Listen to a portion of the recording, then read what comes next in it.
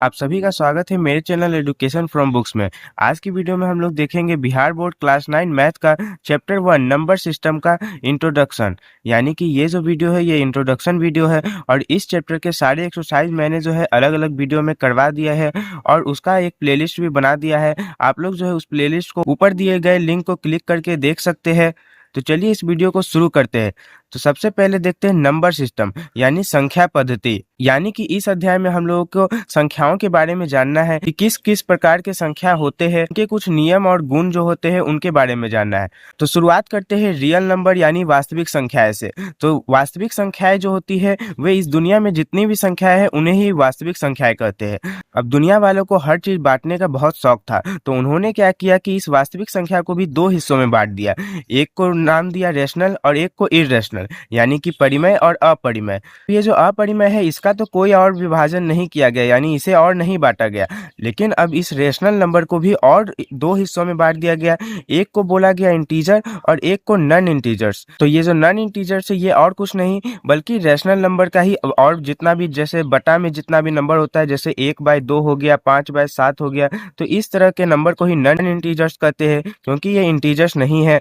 और फिर इंटीजर्स का भी उन्होंने तीन हिस्सा किया। सबसे पहले उन्होंने बनाया पॉजिटिव इंटीजर्स, फिर निगेटिव इंटीजर्स और एक जीरो। यानी कि आपने नंबर लाइन पर भी देखा होगा कि इस तरह नंबर लाइन होता है तो बीच में जीरो होता है। इधर साइड सारे पॉजिटिव नंबर होते हैं और इधर साइड सारे निगेटिव इंटीजर्स होते हैं। अब ये जो पॉजिटिव इंटीजर्स है इन्हें ही नेचुरल नंबर कहते हैं। यानी कि जितने भी पॉजिटिव इंटीजर्स है यानी 1 2 3 4 इन्हीं को हम लोग नेचुरल नंबर कहते हैं। और इसमें बस एक जीरो को ऐड कर देने से, यानी कि अगर हम लोग इसका और इसको जोड़ दे तब हम लोगों को क्या मिल जाएगा, होल नंबर मिल जाएगा। तो ये बहुत ही आसान तरीका है सारे नंबर को समझने का कि सबसे पहले था रियल नंबर वास्तविक संख्याएं, फिर उनको दो हिस्सों में बांटा गया। एक हो गया रेशनल नंबर और एक इरेशनल नंबर यानी परिमेय और अपरिमेय।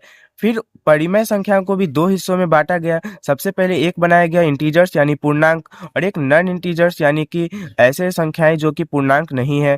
फिर उसके बाद इस पूर्णांक को भी तीन हिस्सों में बांट दिया गया। यानी कि इंटीजर्स में ही पॉजिटिव इंटीजर्स आते हैं, निगेटिव इंटीजर्स आते हैं और एक जीरो होता है।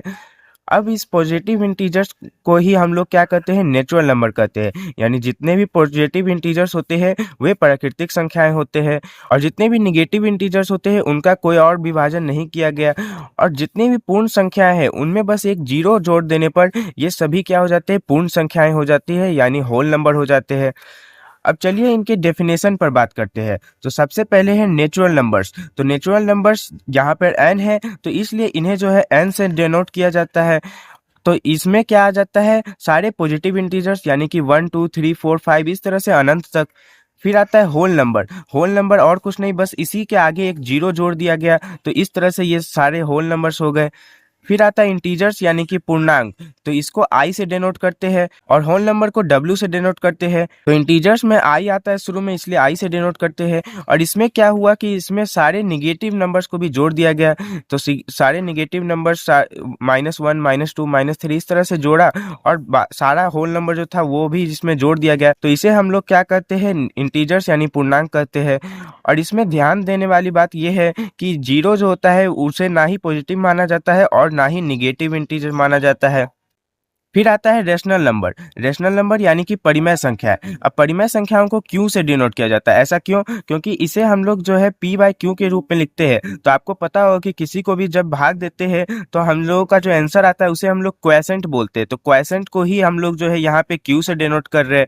तो यानी कि रेशनल नंबर का सीधा मतलब होता है कि भागा के रूप में जितना भी नंबर लिखा हुआ हो। तो रेशनल नंबर का डेफिनेशन जो है वो इस तरह से लिखा जाता है। तो इसे हम लोग इस तरह से पढ़ते हैं कि rational number are the numbers in the form of p/q such that q बराबर not zero and p and q are integers। यानी कि इस तरह का जो लाइन होता है इसे मैथ की भाषा में सच डेट पढ़ा जाता है और इसे जो है ऐसा माना जाता है कि ये इसके बराबर है। यानी p और q जो है वो इंटीजर्स होना चाहिए और q जो है वो जीरो नहीं हो, तब हम लोग जो है कह सकते हैं कि ये जो संख्या होगा p/q के रूप में वो रेशनल नंबर होगा यानी परिमेय संख्या होगा। अब इसे समझते हैं। तो जैसे कि हम लोग जब किसी भी नंबर को किसी भी नंबर से भाग देते हैं तो कभी कभी उसका आंसर जो है वो डेसिमल में आता है।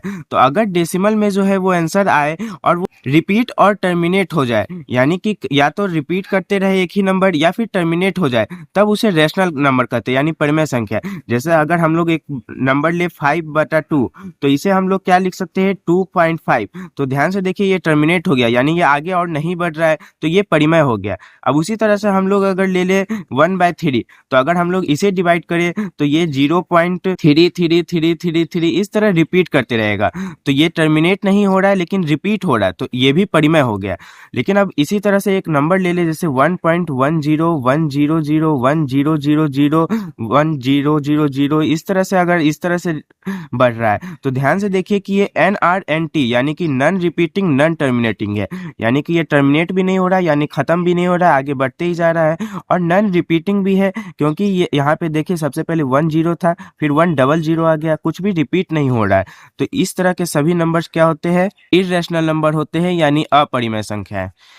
अब अपरिमेय संख्या का परिभाषा देखते हैं, तो इसका डेफिनेशन होता है, a number is an irrational number if it has a non terminating and non repeating decimal representation. यहाँ भी मैंने आपको बताया, यानी कि नॉन टर्मिनेटिंग और नॉन रिपीट डेसिमल रिप्रेजेंटेशन हो, यानी कि दशमलव प्रसार हो, तब हम लोग जो है उसे कह सकते हैं कि वो संख्या इररेशनल है। अब इररेशनल का एक और खास बात यह है कि irrational number can not be written in the form of p/q। उसे हम लोग p/q के रूप में नहीं लिख सकते हैं, जहाँ p और q जो है वो इंटीजर्स हो और q बराबर नॉट जीरो हो। यानी कि अगर हम लोग इसको p/q के रूप में लिखने का कोशिश करें, तो हम लोग इसे कभी भी p/q के रूप में नहीं लिख पाएंगे। अब तीसरा इसी में एक और डेफिनेशन है कि if m is a positive integer which is not a perfect square then root m is irrational. यानी कि m यानी कोई भी एक संख्या जो है वो अगर पॉजिटिव इंटीजर है, यानी कि धनात्मक पूर्णांक है, जो कि परफेक्ट स्क्वायर यानी पूर्ण वर्ग नहीं है, तो रूट m जो होगा वो इररेशनल होगा। जैसे कि अगर 2 ले ले, तो 2 जो है वो क्या है, वो पूर्ण वर्ग नहीं है, यानी वो किसी का भी स्क्वायर नहीं है। अगर हम लोग तब इसका रूट ले, तो ये क्या हो जाएगा, एक इररेशनल हो जाएगा, यानी कि अपरिमेय हो जाएगा। लेकिन अगर उसी तरह से एक ऐसा नंबर ले ले जो कि पूर्ण वर्ग हो, जैसे 49 है, तो 49 जो है वो 7 का स्क्वायर होता है, तो अगर हम लोग रूट ले, तब ये जो होगा ये परिमेय होगा, क्योंकि इसका मान निकल सकता है जो कि 7 हो जाएगा, लेकिन ये अपरिमेय होगा। तो इस तरह से यहाँ एग्जाम्पल दिया हुआ है कि √2, √3, √6, √7, √8, √10 ये सभी क्या है, इररेशनल है। फिर है if m is a positive integer which is not a perfect cube then cube root of m is irrational. यानी कि अगर कोई भी एक संख्या जो है वो पॉजिटिव इंटीजर है, यानी धनात्मक पूर्णांक है, जो कि परफेक्ट क्यूब यानी कि पूर्ण घन नहीं है, तो उसका जो घनमूल होगा वो क्या होगा, इररेशनल यानी कि अपरिमेय होगा। यानी कि जैसे अगर हम लोग वापस से 2 ले और इसका जो है क्यूब रूट कर दे, यानी कि घनमूल, तब ये क्या होगा, ये भी इररेशनल हो जाएगा। लेकिन उसी तरह से कोई एक ऐसा नंबर ले जैसे 27, तो 27 क्या है, एक पूर्ण घन है, क्योंकि 3 गुने 3 गुने 3 करके ही 27 बनता है। तो अगर हम लोग इसका घनमूल करेंगे तो ये क्या निकल जाएगा, 3। तो इस तरह से ये क्या हो जाएगा, रेशनल हो जाएगा। तो चलिए अब कुछ और बातों को जानते हैं जो कि अपरिमेय संख्याओं से जुड़े हुए हैं। तो सबसे पहले negative of an irrational number is an irrational number, यानी कि किसी भी अपरिमेय संख्या का जो निगेटिव होता है, यानी अगर उसको माइनस कर दे तो वो भी एक इररेशनल नंबर ही होगा। जैसे कि अगर √2 जो है वो इररेशनल नंबर है, तो अगर -√2 भी कर दे तब भी ये इररेशनल ही रहेगा। उसी तरह से अगर 1.110111101110 इस तरह का नंबर है, तो ये क्या है, इररेशनल है, जो कि आगे बढ़ते ही जा रहा है। तो अगर हम लोग इसको निगेटिव कर दे तब भी ये इररेशनल नंबर ही रहेगा। फिर sum of a rational and an irrational is irrational.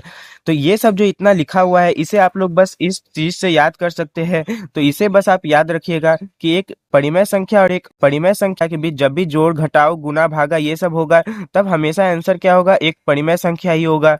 और अगर एक अपरिमेय संख्या और एक परिमेय संख्या के बीच जोड़ घटाव गुना भागा ये सब होगा, तब हमेशा अपरिमेय ही होगा।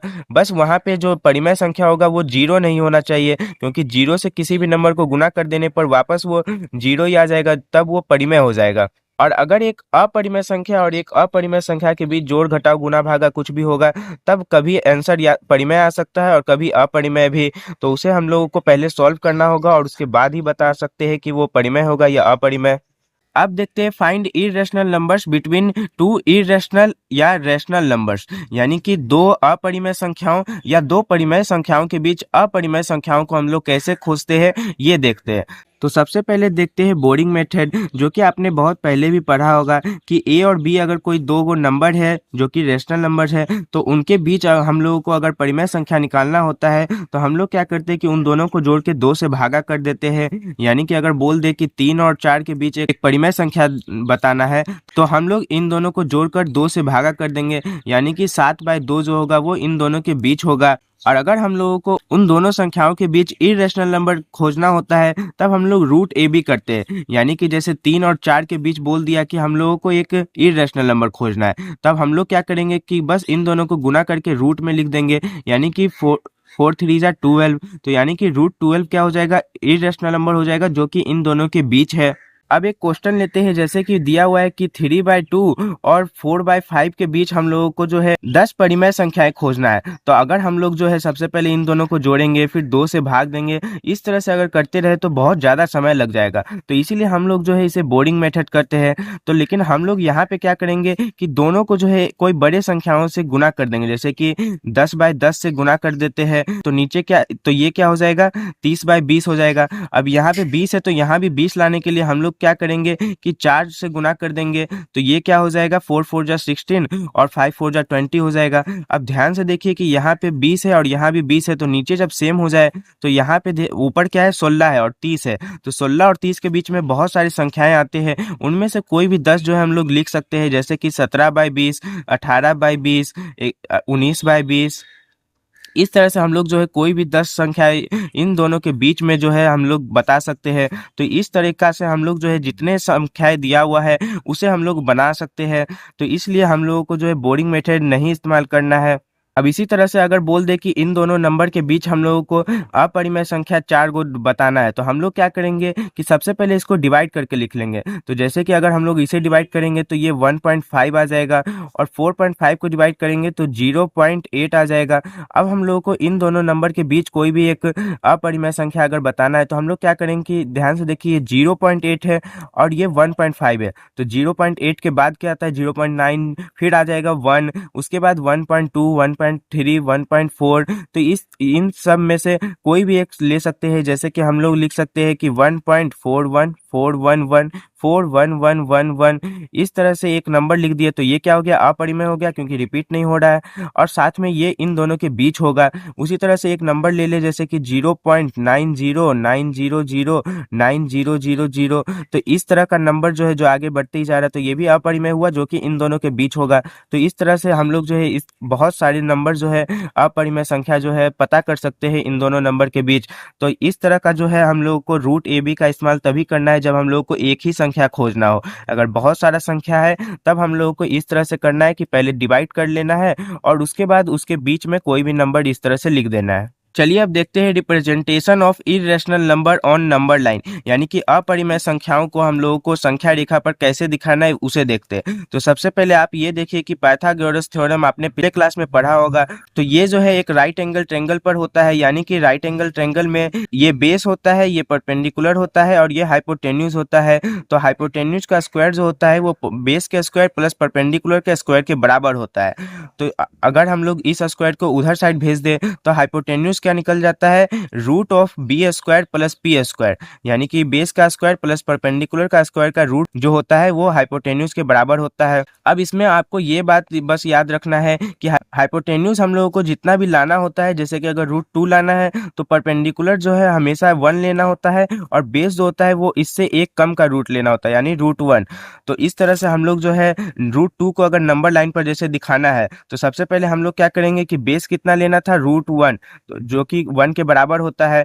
तो यानी कि हम लोग जो है 1 इकाई यानी कि 1 सेंटीमीटर तक जो है यहाँ पर ले लेंगे और यहाँ से एक परपेंडिकुलर बनाएंगे यानी कि 90 डिग्री का एंगल, और यहाँ पर भी एक यूनिट ले लेंगे और इस तरह से जब हम लोग इन दोनों को जोड़ेंगे तब √2 मिल जाएगा हम लोग को। और बस यहाँ पे कंपास रख के फिर इसको नंबर लाइन पर बस उतार लेना है। तो जहाँ पे भी ये कटेगा वही क्या होगा, √2 को रिप्रेजेंट करेगा।